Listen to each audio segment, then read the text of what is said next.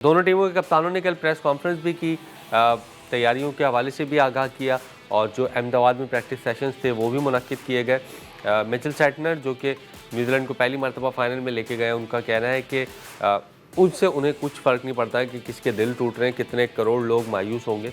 हमारा काम ट्रॉफ़ी जीतना है जिसकी हम भरपूर कोशिश करेंगे। जबकि सूर्य कुमार यादव ने भी 2024 को रिपीट करने के अज़्म का इजहार किया।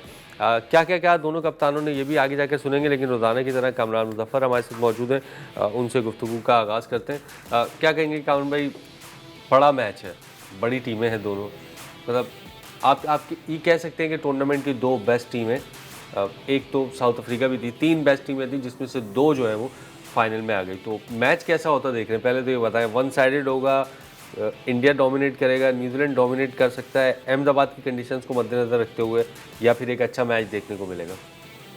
एक अच्छा मैच देखने को तो मिलेगा, लेकिन अब यही है कि वो रिजल्ट और प्रेशर मोमेंट्स में कौन किस तरह से हैंडल करता है। हमने जैसे तरीके से आपने 2023 वर्ल्ड कप के फाइनल की भी आपने बात की, तो कहने को तो ये भी कहा जा सकता है कि उसमें ऑस्ट्रेलिया ने डोमिनेट तो नहीं किया था, वो मैच आखिर तक गया था, लेकिन इंडिया उस मैच में वो जैसे कहते हैं ना कि अपनी ग्रिप बनाने में कामयाब नहीं हुआ था।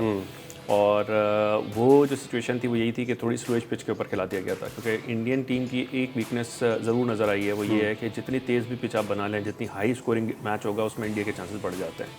लेकिन जैसे ही स्कोर थोड़ा सा नीचे की तरफ आना शुरू होता है, पार स्कोर, तो जो ओपोनेंट टीम्स हैं उनको थोड़ा मौका मिलना शुरू हो जाता है। तो अब देखना ये पड़ेगा कि पिच कैसी बनेगी। जब तक रिपोर्ट आ रही है वो मिक्स सॉइल की आ रही है, जितना पार स्कोर नीचे होगा उतना न्यूजीलैंड के चांसेस बढ़ेंगे, क्योंकि न्यूजीलैंड के जो मिडिल ओवर्स के जो बॉलर्स हैं वो बहुत अच्छा कर रहे हैं। प्लस जो उनका मिडिल ऑर्डर है वो भी थोड़ी टेस्टिंग सरफेसेस के ऊपर या टेस्टिंग सिचुएशन के अंदर रन्स करने की ज़्यादा सही रखता है। फिलिप्स ने दिखाया, डैरल मिचेल उनके पास मौजूद हैं, रचिन रविंद्रा हैं, और ऊपर से तो खैर उनके पास जो फायर पावर है वो तो दोनों टीमों के पास मौजूद है।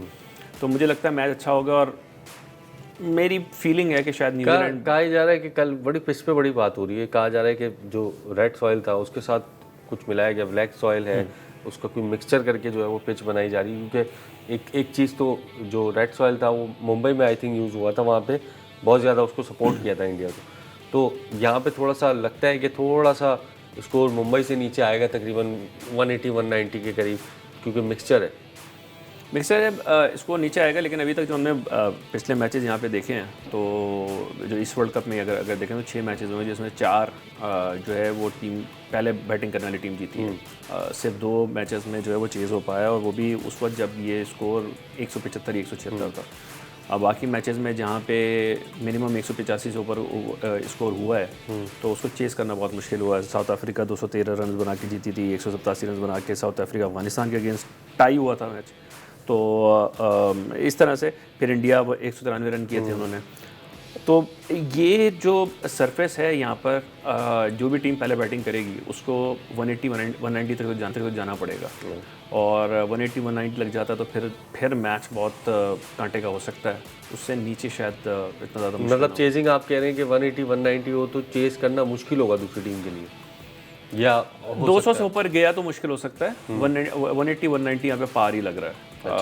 लेकिन ये कि इतना करना पड़ेगा पहले बैटिंग करते हुए, वरना फिर ये कि चेजिंग बहुत आसान हो जाएगी। प्लेइंग 11 क्या देख रहे हैं आज, क्योंकि दोनों ही टीमें हमने देख ली हैं, अच्छा करती हुई आ रही है।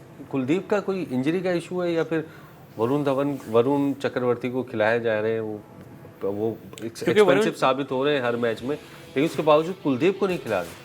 नहीं, सिर्फ वर्ती का नहीं है। अगर आप इस तरह से देखें तो वरुण चक्रवर्ती के साथ अभिषेक शर्मा को भी खिला रहे हैं। अभिषेक शर्मा इस वक्त T20 के नंबर 1 बैटर हैं। वो 3-4 मैच में फेल हुए हैं।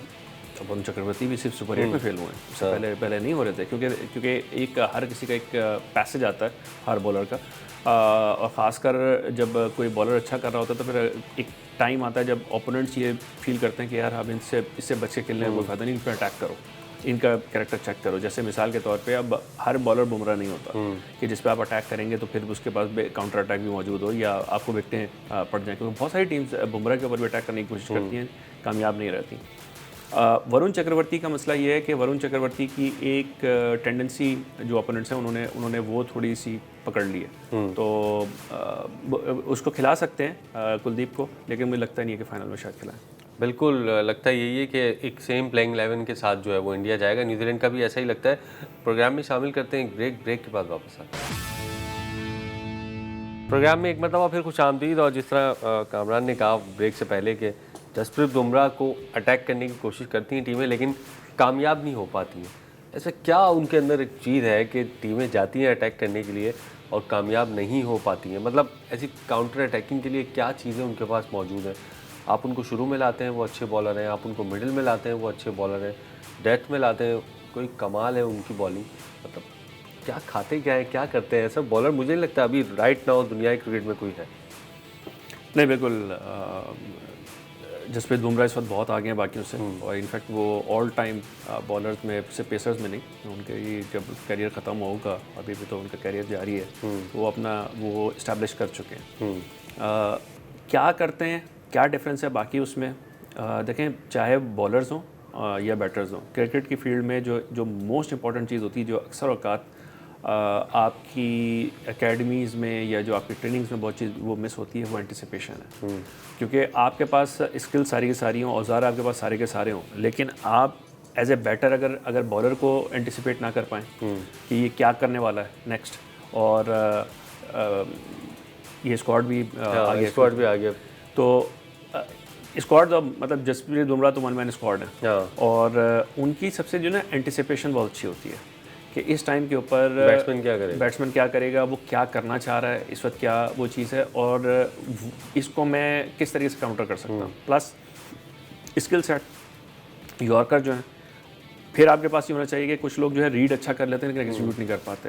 यॉर्कर जब करते हैं तो पक्के यॉर्कर्स करते हैं, और उसके बाद अगर स्लोअर करना है, किस तरह से करना है, तो क्लैरिटी ऑफ थॉट है।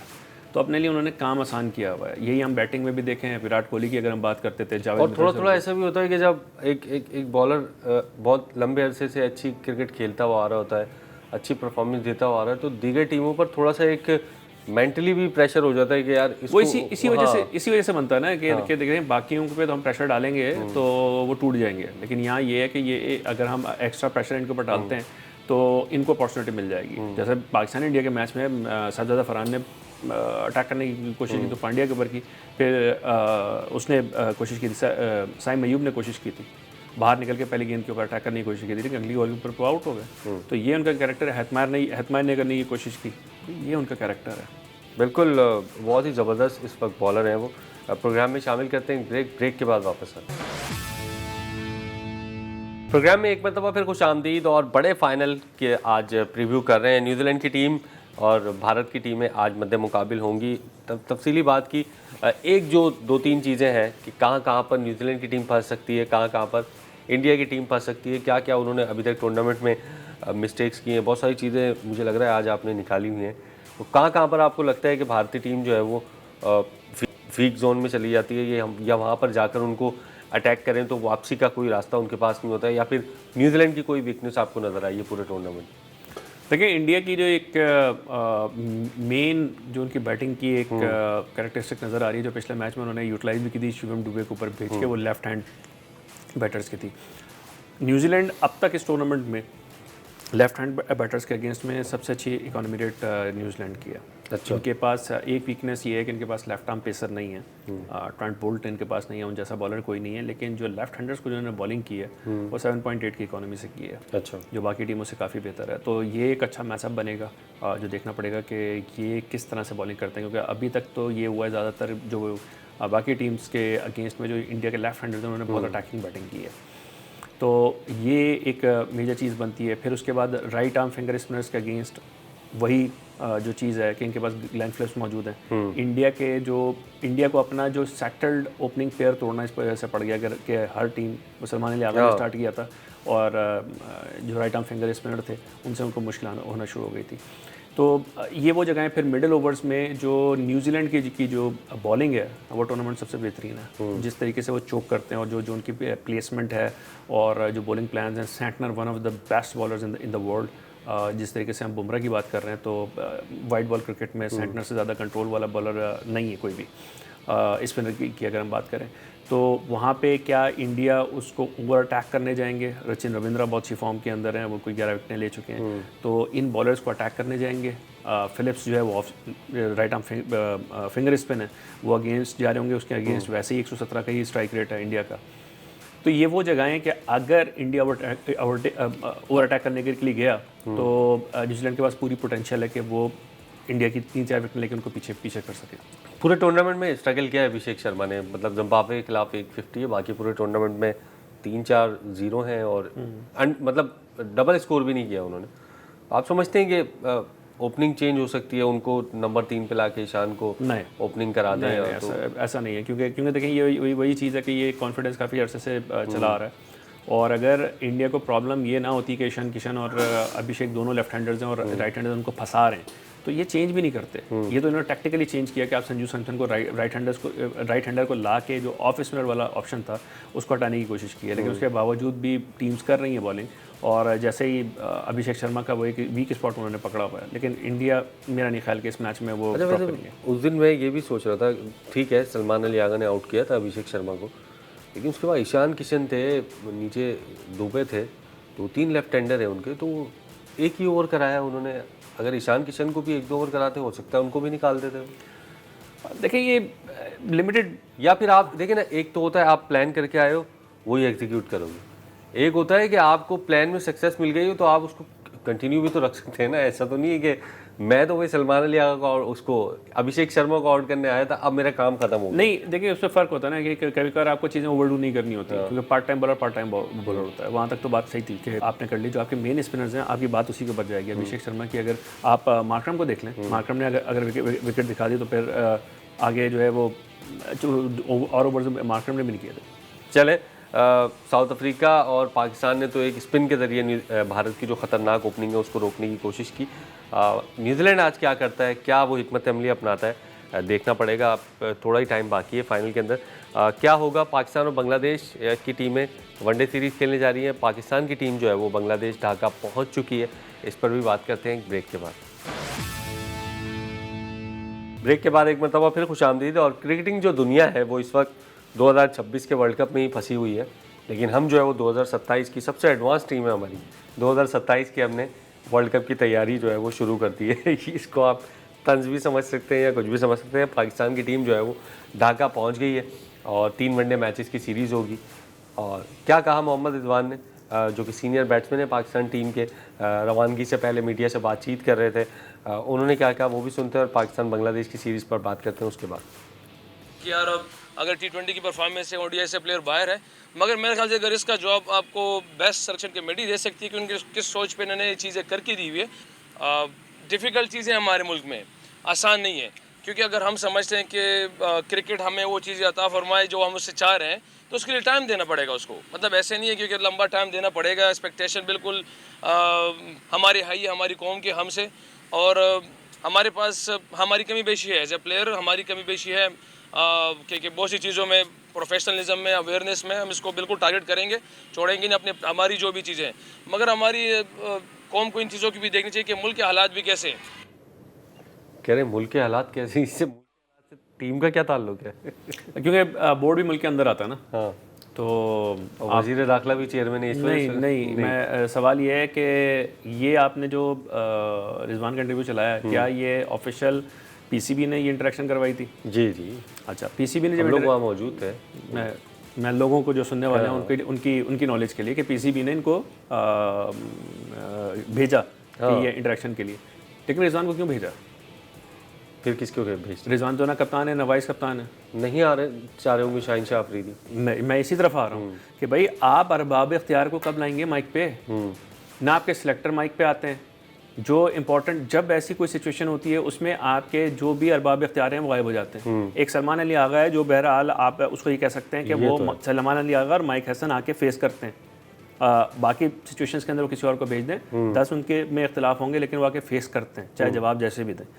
लेकिन ये तरीका कब तक चलेगा कि आप जो क्रिकेट का पूरा हाल चलाने वाले या हशर कह लें, और वो जो है अब सवालों से भी भाग रहे हैं, तो ये गलत चीज़ है। अब रिजवान का क्या लेना देना सिलेक्शन और रिजवान को भी लाने से पहले 3 से 4 मिनट तक उनको पहले ब्रीफ किया है मीडिया मैनेजर की तरफ से कि आपने कुछ बोलना नहीं है, वरना रिजवान आते हैं कंटेंट दे जाते हैं। नहीं, कंटेंट तो वो दे जाएंगे ना, लेकिन अब वो कप्तान थोड़ी है, तो आप उनके आगे माइक क्यों कर रहे हैं? क्यों आप ये कर रहे हैं? यहाँ पे तो शाहीन शाह अफरीदी को होना चाहिए था। हाँ बिल्कुल। और प्री मैच प्रेस कॉन्फ्रेंस या प्री टूर प्रेस कॉन्फ्रेंस में कैप्टन ही होता है, वो होते हैं ना। और दूसरी बात ये कि या तो कोच होना चाहिए था कि वो जो आपने जहाँ से इशू किया था कि ये 2027 के वर्ल्ड कप की आप तैयारी शुरू कर रहे हैं, तो क्या है क्या नहीं है। अब आप एक ऐसे बंदे को आप लाके, नो डिसरिस्पेक्ट टू रिजवान, लेकिन उनका यहाँ पे बनता नहीं था, वो ऐसी ही बातें करेंगे। इसमें से ज़्यादा क्या हम वो कर सकते हैं? हाँ भाई, वो जिसे कहते हैं होम्योपैथिक बातें करके निकल जाएंगे कि वो T20 की बेसिस के ऊपर वनडे से ड्रॉप नहीं करना चाहिए, अगर ऐसा है तो गलत है, और कप्तान का अमल दखल होना चाहिए। क्यों? क्योंकि उसका कोई लेना देना या कोई वो चीज़ नहीं है। तो मेरे ख्याल में ये बहुत ज़्यादा अब जो है मिसमैनेजमेंट बहुत ज़्यादा हो गई है। अगले वर्ल्ड कप में डेढ़ साल बाकी हैं, और T20 वर्ल्ड कप में 2 साल बाकी हैं। जो अभी तक ये चला रहा है ना कि यार अगला इवेंट पास था, अगला इवेंट पास था, आपको भी आए हुए इस सेटअप को 2 साल हो चुके हैं। हाँ। और अब आपके पास आगे भी जितनी आपने करनी थी वो आप कर चुके हैं। आगे अभी आपको नेक्स्ट इवेंट के लिए तकरीबन 1.5 साल आपके पास पड़ा हुआ है। अब तो चीज़ें सही कर लें। वनडे वर्ल्ड कप जो है साउथ अफ्रीका में। जी हाँ। और उसके बाद जो T20 वर्ल्ड कप है वो 2028 में ऑस्ट्रेलिया में। तो ये चीज़ें सही होनी चाहिए। सिलेक्शन आप समझते हैं कि टूर के लिए जो सिलेक्शन हुई है अभी अब तो हो गई है, खैर जो गलतियां करनी थी आपने कर दी, कंटिन्यू रखना चाहिए इनको, या फिर बाबर रिजवान और ये जो साइम अयूब हैं जिनको वनडे टीम से ड्रॉप किया गया, आप समझते हैं? मुझे तो ऐसा लगता है कि थोड़े अरसे के बाद इनको ये फैसला जो है वो वापस लेना पड़ेगा, बैकफायर हो जाएगा। ये जो आपने बात की ना, यही हमें देखना पड़ेगा कि वजूहात क्या है। जब वजूहात बताएंगे तो फिर उसके बाद हम आगे कुछ कर सकते हैं। इस तरह से तो हम नहीं चल सकते। तो ये देखना पड़ेगा, वापस शायद जाना पड़े जैसा आपने कहा है, लेकिन वो फिर आगे चल के देखते हैं। बिल्कुल। प्रोग्राम का वक्त जो है वो ख़त्म हो गया है। क्या होगा बांग्लादेश की सीरीज़ में ये तो बात की बात है, लेकिन आज जो है वो एक बहुत बड़ा मैच है, T20 वर्ल्ड कप का फाइनल इंडिया और न्यूजीलैंड के दरमियान, जो अब से कुछ देर बाद अहमदाबाद में शुरू होगा। देखते हैं कौन सी टीम जो है वो चैंपियन बनती है। प्रोग्राम जो है वो ख़त्म हुआ है। कल एक और प्रोग्राम के साथ आपकी खिदमत में हाजिर होंगे। तब तक के लिए अल्लाह हाफ़िज़।